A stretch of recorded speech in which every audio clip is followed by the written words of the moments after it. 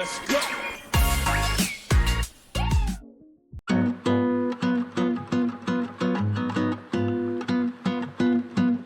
Je suis Sébastien Marot, je viens de la philosophie, mais ça fait très longtemps que j'enseigne dans des écoles d'architecture ou de paysage ou d'urbanisme l'histoire de ces disciplines et l'histoire de l'environnement. Je m'intéresse beaucoup au rapport entre agriculture et architecture, dans la mesure où ce sont deux types d'activités ou deux champs d'activités fondamentaux de nos sociétés qui sont apparus à peu près en même temps, un peu comme la poule et l'œuf, à cette période qu'on appelle le néolithique, il y a environ 12 000 ans, disons, pour simplifier, et donc que je désigne un peu comme deux sœurs jumelles, qui apparaissent donc au moment où, d'un côté, des sociétés de chasseurs-cueilleurs commencent à domestiquer des plantes et des animaux et à confier à cette domestication une part qui va aller croissant dans leur alimentation, dans leurs ressources. Et de l'autre, se mettent à se domestiquer elles-mêmes, on pourrait dire, sur des territoires stables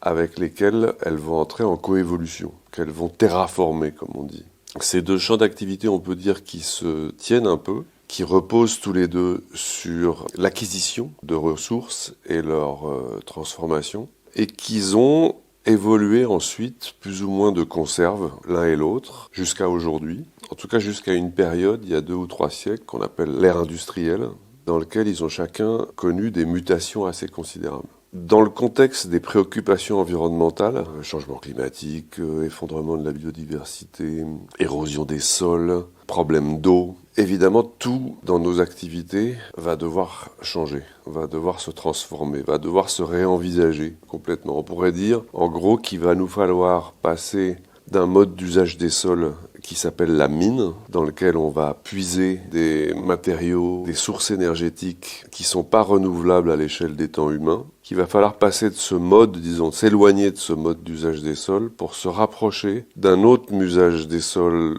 a priori très différent et beaucoup plus soutenable en principe, qu'on peut appeler le jardin, où là, on cultive des ressources au sens propre, c'est-à-dire des ressources susceptibles de ressurgir, c'est le sens du mot, pourvu qu'on les cultive avec soin, avec amour et prévoyance. Donc la grande question aujourd'hui, c'est comment on peut faire en sorte, on peut arracher, faire évoluer ces deux champs d'activité fondamentaux que sont l'agriculture et l'architecture, la façon dont nous nous procurons des ressources et la façon dont nous les utilisons pour rendre habitables nos milieux, à partir du jardin plutôt que partir de la mine. Les villes, elles occupent une place progressivement de plus en plus importante depuis le néolithique et elles sont apparues à l'occasion d'une intensification des pratiques agricoles en drainant progressivement l'essentiel des ressources des territoires ruraux, des ressources et des populations. En particulier, depuis ce qu'on appelle la Renaissance, en gros, l'émergence progressive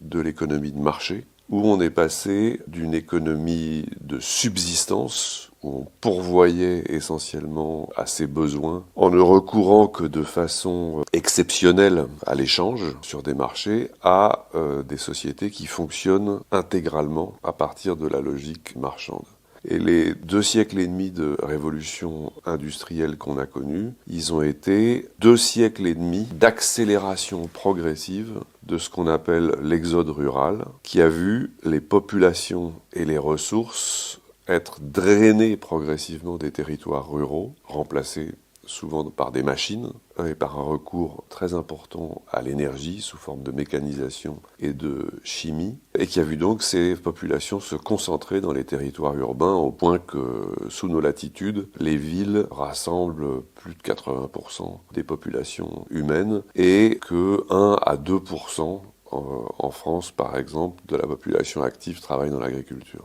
Une ville, une grande ville, une métropole, c'est l'expression d'une société extractiviste. Imaginez que parce que les populations sont hyper concentrées dans des territoires urbains, elles réduisent leur empreinte énergétique, c'est en réalité ne pas voir l'hydre de captation des ressources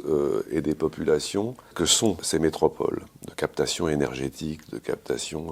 nourricière, etc. Nos villes d'aujourd'hui sont incapables de s'alimenter à partir de leur territoire propre. Elles peuvent le faire en partie, elles doivent le faire en partie, mais elles reposent au fond sur la captation et la concentration de ressources de territoires bien plus vastes. On peut s'imaginer que dans l'hypothèse où demain on disposerait moins de ressources concentrées, à la fois énergétiques et matérielles, eh bien que cette dynamique qu'a fabriqué les villes, à savoir l'exode rural, devrait s'inverser. C'est-à-dire que de plus en plus de nos populations, au lieu de ne pouvoir compter que sur 1% de la population suréquipée en machines et en chimie, il faudrait nécessairement imaginer qu'une part bien plus grande de nos populations quitte ces territoires urbains pour s'investir dans le soin des cultures, et de cultures nécessairement différentes de l'agro-industrie, elle-même extrêmement concentrée, permise par l'exploitation massive d'énergie fossile.